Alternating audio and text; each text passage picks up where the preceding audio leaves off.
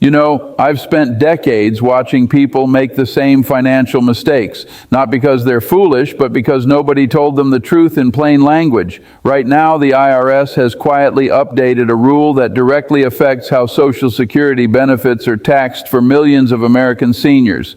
And I mean quietly. No press conference, no headline. Just a regulatory change buried in federal documentation that most retirees will never see until it's too late, until they're sitting across from an accountant in April, wondering why their refund shrank, or why they suddenly owe money they didn't budget for. Here's what's changed. The provisional income threshold, the number the IRS uses to determine how much of your Social Security is taxable, has been adjusted. And combined with new 2025 bracket modifications, seniors in certain income ranges are now exposed to taxation they weren't expecting last year. This isn't speculation, this is arithmetic.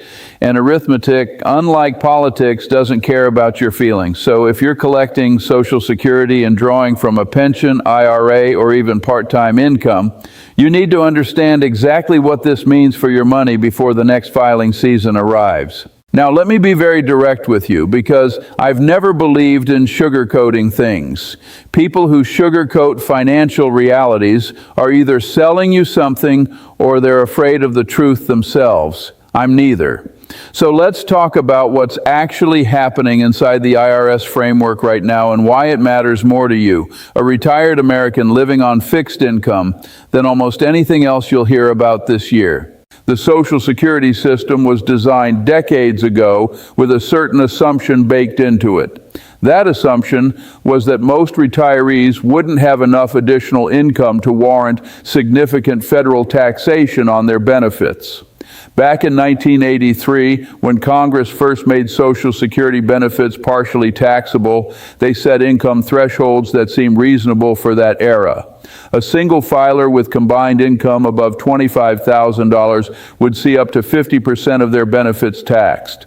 Above $34,000, up to 85% becomes taxable. Now here's the part that should make every senior in America sit up straight in their chair. Those thresholds have never been adjusted for inflation, not once, in over 40 years. Think about what that means in practical terms. In 1983, $25,000 was a comfortable middle-class income. Today, that same $25,000 barely covers rent in most American cities. But the IRS still uses that same number as the trigger point for taxing your Social Security. So what's happened over 4 decades of inflation, cost of living adjustments, and rising pension distributions? Millions of seniors who were never intended to pay taxes on their Social Security are now paying them. This is what policy people call bracket creep, and it has been silently draining retirement accounts across this country for years, without most people even recognizing it as the mechanism doing the damage. Now in 2025, something new has entered the equation. The IRS released updated guidance, and I want to be precise here because precision matters in financial planning, related to how certain retirement income streams interact with your combined provisional income calculation. Provisional income, for those who haven't encountered this term before, is the number the IRS uses to determine your Social Security tax exposure. It's calculated by taking your adjusted gross income, adding any tax-exempt interest you've earned, and then adding half of your Social Security benefit to that total. Whatever that final number is, that's your provisional income. And that number is the one that determines whether you're in the 0%, 50%, or 85% taxation zone for your benefits. What the new IRS guidance has done is clarify, and in some cases restructure, how certain distributions from inherited IRAs, Roth conversion ladders, and specific annuity products are counted within that provisional income calculation. For many seniors who were relying on strategies their financial advisors built years ago, this changes the math. And when the math changes in retirement, there's very little room to maneuver. You can't go back to work at 72 and make up the difference. You can't restructure a pension. What you can do is understand the new rules clearly enough to make intelligent adjustments before the damage is done. Let me give you a real-world illustration because abstract numbers only go so far. Imagine a retired couple in Ohio, combined Social Security income of $38,000 a year. They also have a modest IRA they've been drawing from, about $18,000 annually. They earn a small amount of interest from a savings account, maybe when $200.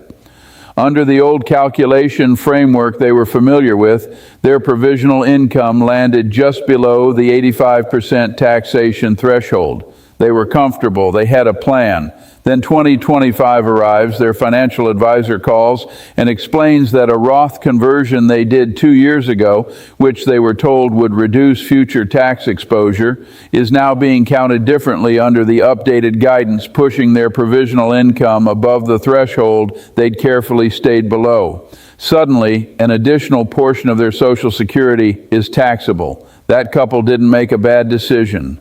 They made a decision based on rules that have since been clarified in ways that disadvantage them. That's not justice, but it is reality. And reality is what we have to work with. I've watched this pattern repeat itself throughout my life across many different industries and financial environments. The rules change, the people in power understand the changes immediately, and ordinary citizens find out months or years later when they feel the consequences in their wallets. The information gap between institutions and individuals is one of the most reliable sources of financial disadvantage in this country. And seniors who are often on fixed incomes, who may not have active financial advisors checking in on regulatory updates, who trust that the system they paid into for 50 years will treat them fairly, those are the people who get hurt most when the rules shift without fanfare. So what do intelligent people do in this environment? First, they stop assuming that what was true last year is true today. The IRS issues updated guidance constantly. Tax law evolves. What your accountant told you 3 years ago may have been perfectly accurate then and completely outdated now. This is not a criticism of accountants. It's a recognition that the tax code is a living, changing document, and staying current with it is a full-time job. If your financial advisor or tax preparer hasn't mentioned the 2025 provisional income guidance to you yet, you need to bring it up yourself. You need to walk into that conversation with questions, not just with a folder of receipts. Second, intelligent people run the numbers before making any distribution decisions from retirement accounts. Every time you take money out of a traditional IRA or 401k, you are potentially increasing your provisional income. Every time provisional income rises, you risk crossing a threshold that makes more of your Social Security taxable. This interaction between retirement account distributions and Social Security taxation is one of the most underappreciated dynamics in senior financial planning. People focus on the tax rate applied to their IRA withdrawal. They forget to factor in the compounding effect that same withdrawal has on their Social Security tax exposure. When you account for both effects simultaneously, the real marginal tax rate on that IRA withdrawal can be dramatically higher than whatever bracket you think you're in. Third, and this is something I've believed in consistently throughout my life, simplicity protects you. Complicated financial arrangements create more surface area for things to go wrong.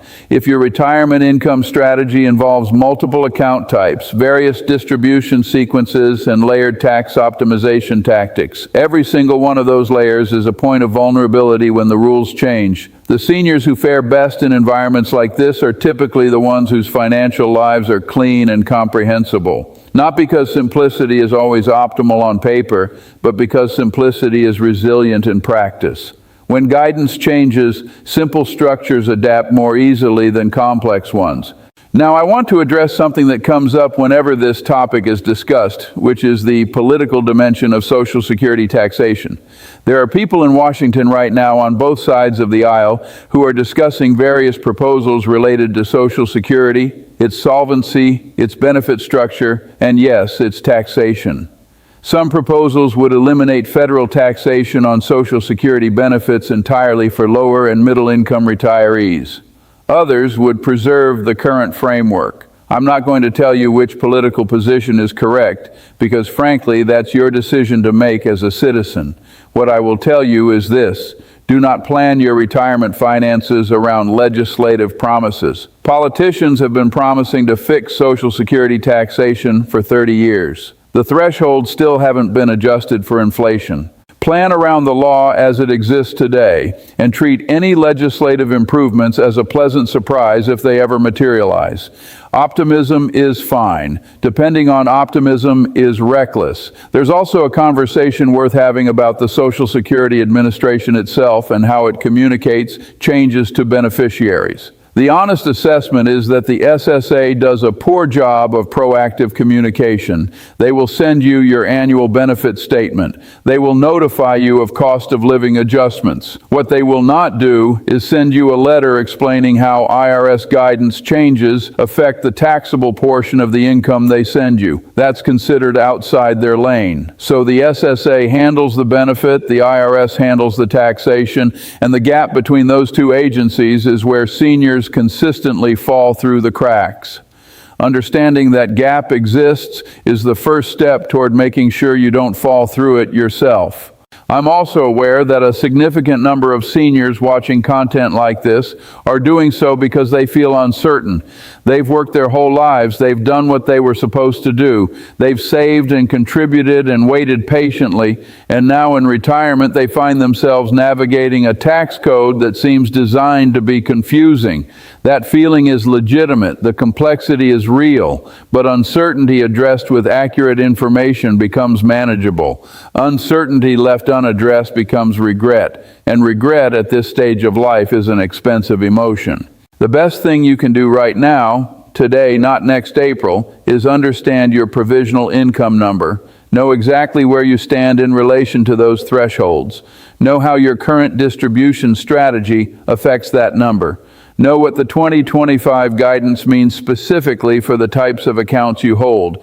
And if you don't know those things yet, find out. Ask your accountant. Ask a fee-only financial advisor. Look at the IRS publications directly. The information is available. What's been missing for too many seniors for too long is the motivation to seek it out before the consequences arrive. Because the people who thrive in complicated environments aren't the ones with the most luck. They're the ones who did the work of understanding their situation clearly, honestly, and completely before the problem showed up on their doorstep. That's always been true, and it's especially true now.